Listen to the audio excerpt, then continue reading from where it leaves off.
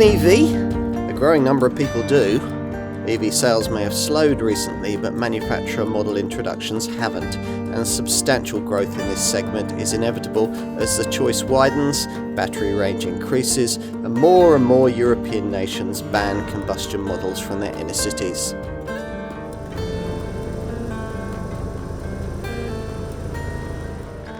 The choice now offered by the major makers will almost certainly be very different to when you last looked, with EVs now represented in almost every automotive market segment.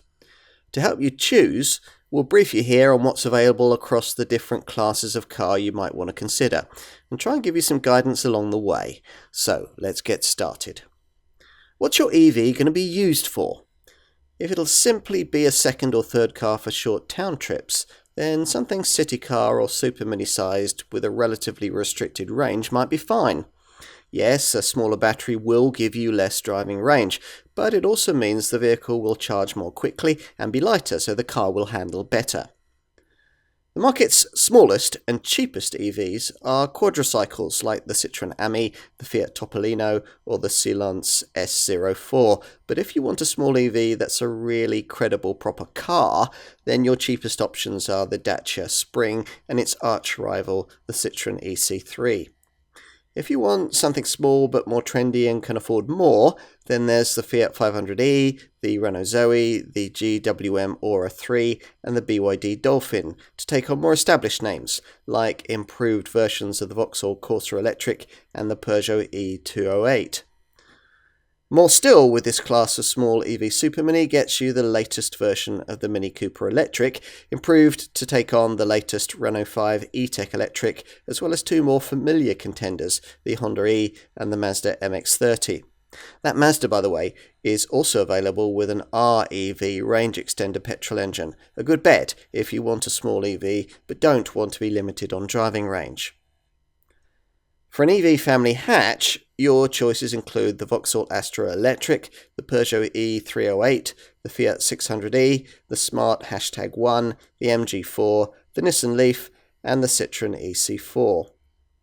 If you'd like a family hatch that's slightly more crossover-like, there's the Volkswagen ID.3 and its cousin, the Cupra Born, along with familiar choices like the Kia Niro EV, the Hyundai Kona Electric, the MG ZS, the Jeep Avenger, the DS3 E-Tense, the Kia Soul EV, the Vauxhall Mokka Electric, and slightly posher options like the Volvo EX30 and the Honda eNY1. Small EV SUV segment newcomers include two closely related models, the Citroën EC3 Aircross and the Vauxhall Frontera, along with the Alfa Romeo Junior, the Smart #3, the Mini Aceman, and the Ford Tourneo Courier Electric. For something slightly larger in terms of a compact EV crossover, there's the Mini Countryman Electric and the BYD Atto 3. Also factor in three compact EV models from brands you may not have heard of in this segment, the Omoda E5, the KGM Torres EVX, and the very affordable Ceres 3. For a conventional small estate, choose the MG5 EV. Arguably the fastest growing EV sector is for compact to mid-sized SUV models that are fractionally larger than the small electric SUVs we mentioned earlier, and this segment covers a wide span of price and choice. Aiming to stay resolutely affordable are models like the Skoda Enyaq, the Nissan Ariya, the Hyundai Ioniq 5, the Kia EV6, the Peugeot E3008, and the Toyota BZ4X, along with its clone, the Subaru Solterra. Also closely related are the Volkswagen ID.4 and the new Ford Explorer. Sharing that pair's engineering is the Cupra Tavascan. Newcomers to the class include the Fisker Ocean and the Skywell B11. You might also want to look at the JQ 7. And the segment sales leader is the Tesla Model Y, which, like all Teslas, has the benefit of being backed by that brand's supercharger network, which the American company reckons is so wide that at least one charging station is within reach of 99% of all UK households. You can have an EV crossover of this size with 7 seats in the form of Peugeot's E5008, or as a saloon in the form of the Tesla Model 3, the BMW i4, or the BYD Seal. or with coupe looks in the form of the Volvo EC40 and two closely related models, the Volkswagen ID.5 and the Skoda Enyaq Coupe. If you're happy to pay the extra for a premium badge with a conventional mid-sized EV crossover, there's the Mercedes EQA and EQB models, along with the Volvo EX40, the Genesis GV60 and the Lexus UX300e. You might also want to look at the Polestar 2, the Audi Q4 e-tron and the BMW iX1. The latter two models have coupe variants, the Q4 Sportback e-tron and the iX2. Also coupe-like is the avant-garde Polestar 4. Slightly more sensible and hatch-like is the Volkswagen ID.7, which also comes in Tourer estate form. Pushing a little further into the pricier part of the mid-sized EV sector opens up access for you to models like the BMW iX3, the Lexus RZ, the Mercedes EQC, the Maserati Grecale Folgore, the Jaguar I-Pace, the Lotus Elettra, and two closely related models, Porsche's Macan Electric and Audi's Q6 e-tron. Slightly bigger still are the Polestar 3, the Mercedes EQE SUV, and the BMW iX. Really big luxury 7-seat EVs include the Kia EV9 and the far pricier Mercedes EQS SUV. There's also the 5-seat Tesla Model X, though that's now left-hand drive only. If you want a bigger SUV of this sort to go off-road in, there's the Ineos Fusilier, or if you want the ultimate, the awesome Mercedes G580 EQ. What about a luxury EV saloon? Porsche has totally revamped its Taycan, which has two spin-off SUV models, the Sport Turismo and the Cross Turismo. Those Taycan updates aim to stand it in better stead against segment newcomers like the Lotus Emea and the Neo EL6. There's also the car the Taycan shares most of its engineering with, the Audi e-tron GT. You might also want to consider the Mercedes EQE and the Tesla Model S, though that Tesla, like the Model X, is left-hand drive only. Plusher and more aspirational still is the Mercedes EQS, but the most luxurious EV you can currently get is the Rolls-Royce Spectre. If you've got a growing family, you might wonder what the choice is now amongst full electric MPV people carriers.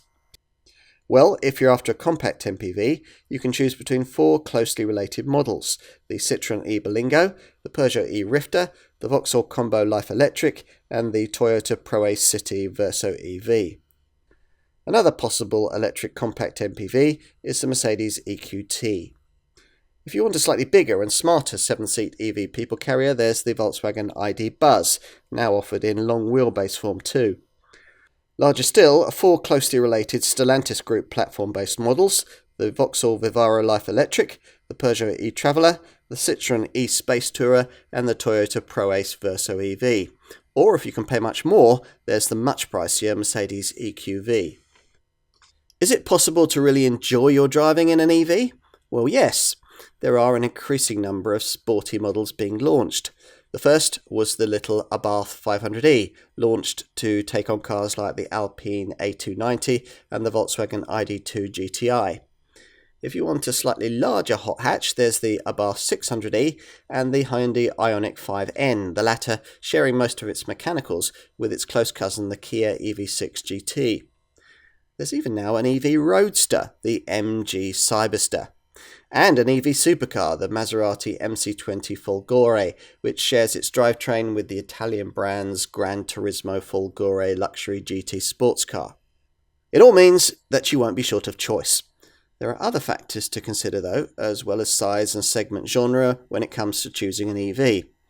Everyone gets very hung up on driving range figures, think around 130 miles for the smallest models, around 200 miles for most EV super minis, around 250 miles for better smaller SUVs, and 300 to 350 miles for bigger crossovers. But charging time is arguably equally important. It might not much matter if your EV doesn't go particularly far, if it can be conveniently charged in less time than it takes for you to stop at a motorway service area and consume a café au lait and a plate of strudel. Most of the major players in the industry have stuck with a 400-volt charging infrastructure for their EVs, but some models have already switched to an 800-volt multi-charging system that'll enable you to get quicker charges from the new generation of ultra-fast 270-kilowatt public chargers that are springing up, most of them planted by the manufacturer-supported Ionity network. Relatively affordable 800-volt models include the Kia EV6, the Hyundai Ioniq 5 and the Genesis GV60. Slightly larger 800-volt models include the Genesis GV70 and G80 electric, the Porsche Macan electric, and the Audi Q6 e-tron. Bigger still with an 800-volt architecture are the Porsche Taycan and the Audi e-tron GT. Older tech 400-volt EV models can access the ultra-rapid public chargers that these 800-volt models use too, but the charging won't be quite as fast. Either way though, the problem is that the UK currently has very few 270-kilowatt ultra-rapid chargers of this sort, and with lesser capacity public rapid chargers, the 800-volt system isn't of any real benefit. Eventually, the UK public charging network will be so advanced that those who live in flats or without off-road parking will be able to charge and run an EV without a second thought, but that day is still a little way off, so it'll probably be difficult to choose an electric vehicle at the moment if you don't have a driveway or a garage. Assuming you do, if you're fresh to the idea of a full battery model, you'll need to buy a home charging wall box with it. Well, you will unless you've got a brand new house anyway. New government guidelines stipulate that all future new houses built must include an EV wall box charger. But most customers will have to add one into their property, the cost of which typically varies between £300 and around £1,000, depending on the kind you choose, before a government subsidy of £350 can be subtracted. You'll be able to program your wall box to work with low-cost tariff electricity using menu screens available on the centre monitor inside the car or via an associated app for your phone that the brand in question will provide. Having considered all of this, you might well feel the time is right to switch to an EV. Very soon, almost everyone will be. In Norway, for instance, already well over 70% of new car sales are of electric vehicles, and most manufacturers now admit that they've stopped long-term development of petrol and diesel combustion engines. All of the reasons you might have given in the past for not choosing an EV, restricted driving range, lack of choice, dodgy driving dynamics, have all to some extent been addressed in more recent times. Even prices are looking more affordable with a wide range of leasing deals available.